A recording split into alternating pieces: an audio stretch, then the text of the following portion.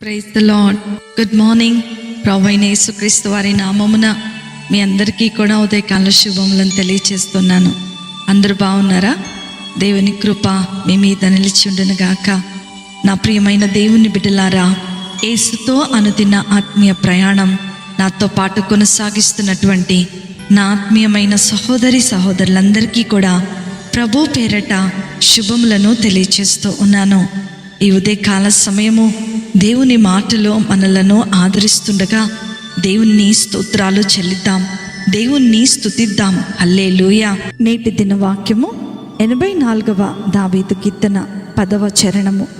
నీ ఆవరణంలో ఒక్క దినము గడుపుట 1000 దినముల కంటే శ్రేష్టము.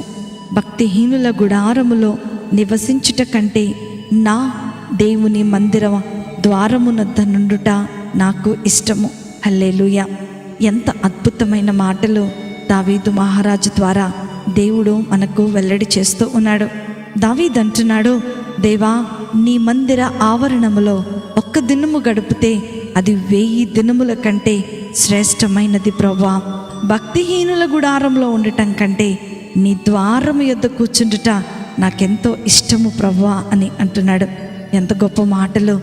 దేవుని చిత్తాన్ని ఎరిగి దేవునితో అనుక్షణము సహవాసాన్ని కలిగి ఉండటమే దావీదు మహారాజు జీవితంలో గొప్ప అద్భుతమైనటువంటి విజయాన్ని తీసుకుని వచ్చినాయి. తన కష్టములోనూ, తన కన్నీటిలోనూ, తన వేదనలోనూ, తన అపజయములోనూ, తన విజయంలో కూడా అనుక్షణము మరి దేవుని యొక్క వాక్యాన్ని ధ్యానము చేస్తూ దేవుని సన్నిధానములో తన యొక్క సమయాన్ని గడుపుతూ దేవుని యొక్క అభిషేకమును, దేవుని యొక్క ఆనందమును అనుభవించగలిగినటువంటి గొప్ప వ్యక్తి ఎవరైనా ఉన్నారు అనంటే అది కేవలము దావీదు మాత్రమే. దేవుని ప్రసన్నతను ఆయన అనుభవించినటువంటి వ్యక్తి. నా ప్రియమైన దేవుని బిడ్డలారా, దేవుని కొరకు జీవించటములో దావీదు కంటే గొప్పవారు ఇంకా ఎవరు ఉండరు. నేటి దినములలో మనం చూస్తున్నట్లయితే చాలామంది దేవునితో సహవాసము కంటే ఈ లోక స్నేహితులతో సహవాసము చేయటానికి ఇష్టపడుతూ ఉంటాం. దేవునితో సహవాసము చేయటములో, దేవుని మాటకు విధేయులము అవటములో మనము ముందుండు వారముగా ఉండాలని దావీదు మహారాజు ద్వారా దేవుడు మనతో మాట్లాడుతూ ఉన్నాడు.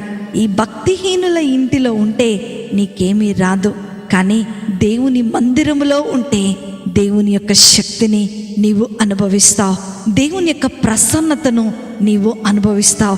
ఆ శక్తి నిన్ను సర్వసత్యములోనికి నడిపిస్తూ ఉంటుంది.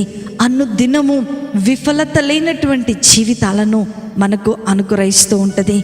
దేవుని యొక్క వాక్యాన్ని మన జీవితంలో అన్వయించుకొని అనుసరించినట్లయితే మనము ప్రతి విషయంలో కూడా విజయమును పొందుకునే వారముగా ఉంటామని దావీదు మహారాజు రాసినటువంటి ప్రతి కీర్తనలో పదే పదే ఆయన రాస్తూ ఉంటాడు. ప్రభువా, నేను కూర్చుండుట, నేను లేచుట అన్నీ కూడా నీకు మరుగైనవి కాదు. కాబట్టి నేను ఎవరితో సహవాసం చేస్తున్నానో, నేను ఎవరితో మాట్లాడుతున్నానో, నేను ఎవరితో ఎక్కువగా గడుపుతున్నానో, నేనేం ఆలోచిస్తున్నానో అవన్నీ కూడా నీకు మరుగైనవి కాదు. కాబట్టి నీ చిత్త ప్రకారమే నేను నడుచుకోవాలి. నీ మందిర ఆవరణములోనే నేను నా దినములన్నీ కూడా నేను గడపాలి. అందులో ఎంత గొప్ప ఆనందమో ఉందో అని దావీదు మహారాజు ద్వారా దేవుడు మనతో మాట్లాడుతూ ఉన్నాడు. కానీ నేటి దినములలో తాత్కాలికమైనటువంటి సంతోషము కొరకు స్నేహితులతోనో, బంధువులతోనో, ఫోన్తోనో, టీవీతోనో, ఇంకా మరేదన్నతోనో మన సమయాన్ని గడుపుతూ ఉండవచ్చు.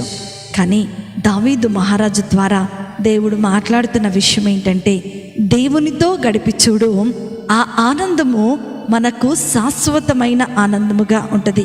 ఆ ఆనందము మనకు సంతోషాన్ని ఇచ్చేటువంటి ఆనందముగా ఉంటుందని దేవుని యొక్క వాక్యము సెలవిస్తూ ఉంది. కనుకనే నా ప్రియమైన దేవుని బిడ్డ, ఈ ఉదయకాల సమయంలో నీవు ఎవరితో సహవాసము చేయాలని ఆశపడుతూ ఉన్నావు? ఈరోజు దేవునితో సహవాసము చేసి దేవుని వాక్యానుసారముగా నీవు జీవించినట్లయితే నీవు చెప్పలేనటువంటి సంతోషమును నీవు అనుభవించబోతున్నావు. అనేక మంది దేవునితో సహవాసము చేయకుండా విఫలమైపోయిన వారు, ఫెయిల్ అయిపోయిన వాళ్ళని మనం చూస్తూ ఉన్నాం. Come on, this morning God is speaking to you my dear brother and sister. Enjoy the presence of God and be blessed in the name of Jesus. నిత్యమైనటువంటి శాశ్వతమైన సమాధానము మీ జీవితంలోనికి సమృద్ధిగా అనుగ్రహించబడుతుంది. అట్టి కృప, ధన్యత, ఆశీర్వాదము దేవుడు మనకు అనుగ్రహించునుగాక. ఆమేన్. ప్రేమ నమ్మకము కలిగిన మా ప్రియ పరలోకపు తండ్రి యేసుస్వామి, మీకున్నతమైన శ్రేష్టమైన ఘనమైన నామమును బట్టి మీకు వందనాలు ప్రభువా. నీ సన్నిధానములో గడపటానికి మాకు ఇష్టమై ఉన్నది ప్రభువా. మేము మిమ్మలను ఆరాధించే వారముగాను, మేము మిమ్మల్ని కొనియాడే వారముగాను, మేము మిమ్మలను స్తుతించే వారముగా ఉండునట్లుగా మీరు మమ్మలను దీవించండి. మీ శాశ్వతమైనటువంటి, మీ నిత్యమైనటువంటి కృపచేత మమ్మలను నింపండి. నీ ఉన్నతమైనటువంటి రాజ్యములోనికి మమ్మలను చేర్చుకొని నిత్యమైన సంతోషమును మీరు మాకు అనుగ్రహించమని, వాక్యం విన్న ప్రతి ఒక్కరి జీవితాలలో ఈ వాక్యము ఫలించి అభివృద్ధి చెంది విస్తరించినట్లుగా మీరు సహాయం దయచేయమని నజరేయుడైన యేసుక్రీస్తును శక్తి కలిగిన నామములో అతి వినయముతో అడిగి వేడుకొనుచున్నాను తండ్రి. ఆమేన్, ఆమేన్, ఆమేన్.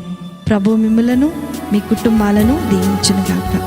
ప్రేమతో మీ సహోదరి